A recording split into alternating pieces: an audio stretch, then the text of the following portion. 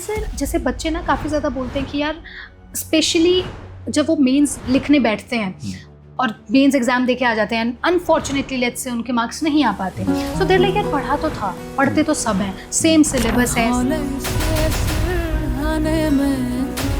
Same teachers हैं, ठीक है, सेम नोट्स हैं, एवरीथिंग इज सेम, स्टिल मैं क्यों रह गया? धागा ये टूटे ना ये धागा।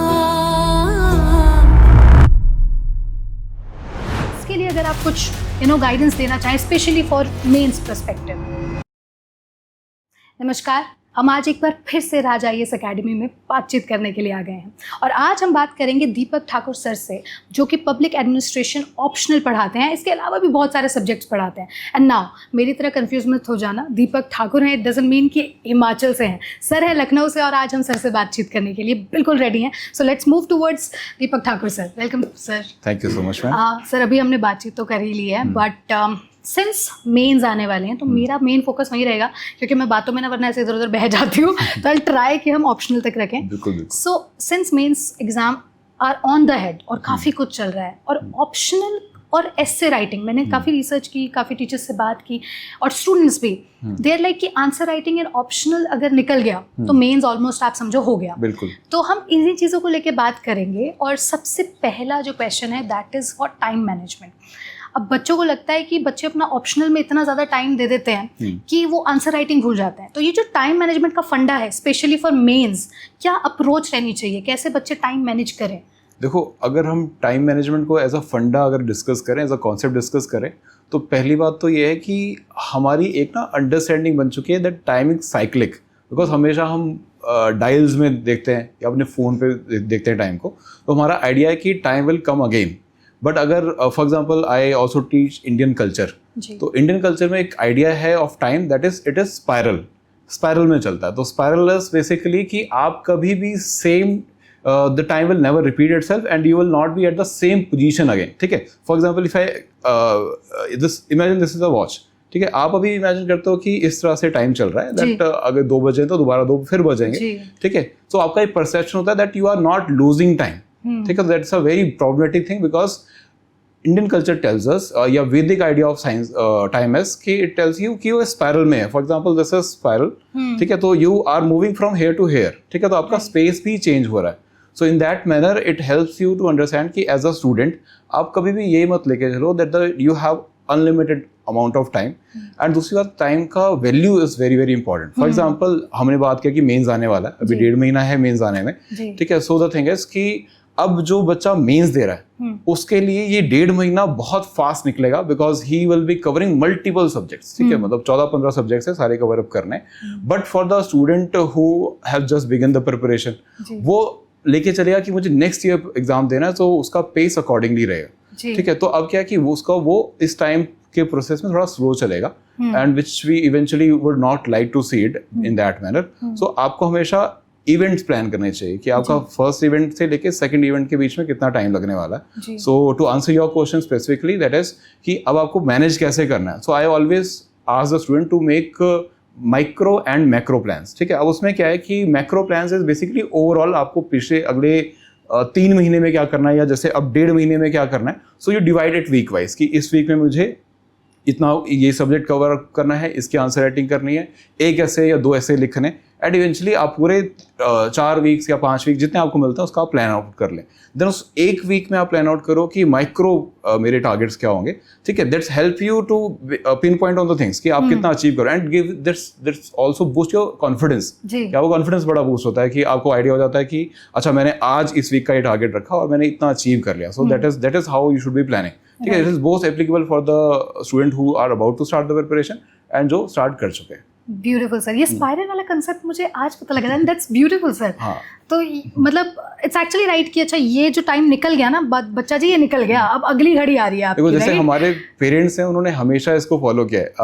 अब now when I studied Indian culture then I got to understand कि वैदिक आइडिया ये है, बट हमारे पेरेंट्स हमेशा से फॉलो कर रहे हैं। For example if you remember कि हमारे पेरेंट्स अपने घरों में एक कैलेंडर लगाया करते थे दीवार के ऊपर, ठीक है। So they always see the time in a perspective कि भाई ये साल में इतने दिन है, इतने हफ्ते, इतने वीक है, एंड दे प्लान अकॉर्डिंगली, ठीक है। So I always recommend the student to do the same thing that you should be planning for the whole year in advance क्योंकि इस preparation for example if into the classes तो around 10 months 11 months class में लग जाएगा, then you will be preparing for the prelims specifically और revising for the prelims and mains answer writing essay writing and all, so you have multiple task to finish, ठीक है। ये जो concern आपने बताया कि time management is a concern for the student, वो इसलिए because they do not see time in a perspective of a plan, कि ये टाइम एक प्लान के कॉन्टेक्स्ट में अगर आप लेके चलोगे देन यू विल नो कि कौन सा काम आपको कब करना है, and when you have planned in advance तो फिर आपको यू विल फील कि time is not running, actually it is all about completion of the task, ठीक है। तो वो पेरेंट्स यही करते थे कि भाई इस डेट पे ये करेंगे, इस डेट पे ये करेंगे, इस महीने में ये चीज आ रही है, हम नहीं करते, because in the digital age we see time in our mobile phones और अदरवाइज, तो हमको हमेशा नंबर चेंज होते दिखते हैं, हमको टाइम लैप्स होता नहीं दिखता या टाइम लूज होता हुआ नहीं दिखता, तो वो मेन पर्सपेक्टिव होना चाहिए। सर वो अच्छा भी होता था कि आपको दिख भी रहा है कि अच्छा ठीक है 20 दिन निकल गए महीने के और अभी तक नहीं हुआ, तो दैट वाज एक्चुअली ब्यूटीफुल। अब मैं वापस से वो कैलेंडर रखना शुरू करूंगी क्योंकि मुझे याद है जब मैं छोटी होती थी तो पापा ना मेरे बर्थडे को सर्कल कर देते थे कि अच्छा इसका बर्थडे है, तो रोज होता था अच्छा अब 1 दिन रह गया मेरे बर्थडे में, 2 दिन रह गया, तो वो अब आजकल लग करते हैं ना कि वो इतना ही टाइम रह गया है, वो सिर्फ एक बॉक्स में आ रहा है, तो लेकिन वो कैलेंडर का अपना फायदा था। इसका बहुत अच्छा फायदा बिकॉज आपको एक प्रोस्पेक्टिव देता है कि आपके पास इतना टाइम है, इसमें आपको क्या क्या टास्क करने, राइट, ठीक है।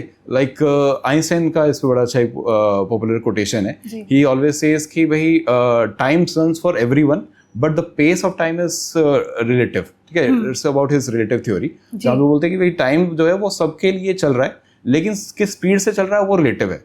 जैसे अभी आपको हमने एग्जांपल डिस्कस किया कि जिसका मेंस है उसके पास 1.5 महीना ही है, तो उसके लिए time is running, but the student who is under graduate he may be thinking कि भाई मैं यूपीएससी की तैयारी में थोड़ा टाइम लूँ या उसके बाद शुरू करूँ, ग्रेजुएशन के बाद शुरू करूँ, सो उसके लिए टाइम जो है थोड़ा सा फ्लेक्सिबल है या he sees in that manner which is not actually right, ठीक है। सो that is the idea regarding this, right. तो सर बेसिकली आप कह रहे हैं कि आप जब अपनी प्लानिंग कर रहे हो स्पेशली फॉर ऑप्शनल, अगर आप 7-8 घंटे पढ़ाई में लगा रहे हो तो उसमें से 1 घंटा आप इस प्लान में भी लगाओ कि अच्छा ठीक है कल मैंने ये अपने जैसे आपने बोला micro plan and major macro plan, तो अगर आप अपना एक माइक्रो प्लान अचीव कर रहे हो तो उससे आपका कॉन्फिडेंस तो बूस्ट होगा ही। और पिछले एक पॉडकास्ट में राज सर ने कहा था कि जब मेरे ऐसे ये छोटे छोटे टास्क पूरे जाते तो मैं अपने आप को रिवॉर्ड भी करता हूँ, तो do you believe in things? That is very very important, you should always reward yourself because for our mind na the thing is कि it always needs some kind of a motivation, so if you see कि भाई मेरा एक syllabus मैं cover up कर रहा हूँ, मैं पूरे महीने एक subject में लगाऊँ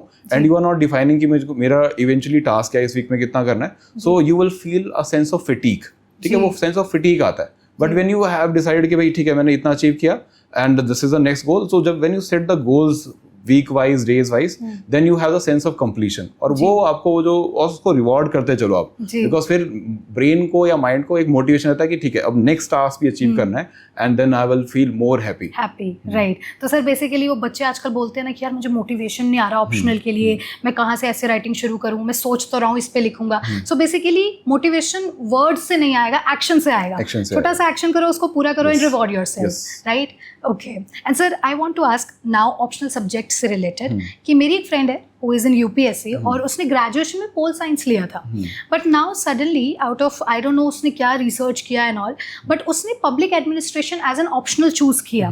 सो यूजुअली बच्चे पोल साइंस से होते हुए पब्लिक एडमिनिस्ट्रेशन ऑप्शनल चूज कर लेते हैं, so why is it so sir?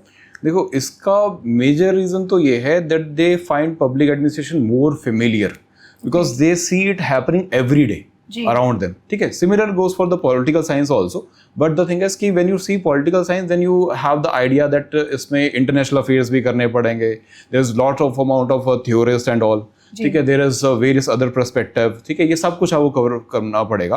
But जब इसके कॉन्टेक्स्ट में या इसके कंपैरिजन में पब्लिक एडमिनिस्ट्रेशन को देखते हो then you have the realization कि अच्छा इसमें मुझे वही करना है which is happening around me, and eventually आपको एक आइडिया ये भी है कि जब आपको इंडियन एडमिनिस्ट्रेटिव सर्विसेज में जाना है, so administration समझना is very very important, right. and public administration is all about the administration, ठीक है, वर्ड भी वही है, political public administration is all about administration, ठीक है। तो अगर आप उस सिलेबस को देखेंगे then a student realizes कि मैं थ्योरी पढ़ रहा हूँ तो ऐसा उसमें थ्योरी जो है वो प्रैक्टिकल अप्रोच पे बेस्ड है, ठीक है। दे टेल यू कि रिक्रूटमेंट कैसे करना है ऑफिसर्स का, ट्रेन कैसे करना है, how to find suitable person for suitable job, ठीक है, that how to streamline the processes, ठीक है. For example when government tells you कि भाई now we need to rationalize the bureaucracy, ठीक है, तो वो बोलते हैं कि भाई हम अब ट्रेडिशनल ब्यूरोक्रेसी से मूव करेंगे कि जहाँ पे you have the hierarchy where you have the senior junior differentiation and all. And as our beloved Prime Minister says, that he says कि now we should be talking about the bureaucrats in the context of कर्म योगी. ठीक है, उनका एक mission भी है for transforming the civil services as कर्म योगी, कि आप एज अ फैसिलिटेटर हो आप. तो अब जब आप अपने आसपास ये सब कुछ देख रहे हो तो पब्लिक एडमिनिस्ट्रेशन आपको यही सिखा रहा है. ठीक है, वो आपको जो चीज़ें एज सच आपकी सर्विस में रेलिवेंट नहीं है या आप डेली बेसिस पे आप इतना कनेक्टेड नहीं फील करते. ठीक है, for example political science will tell you about the Karl Marx. ठीक है, his revolutionary ideas and all.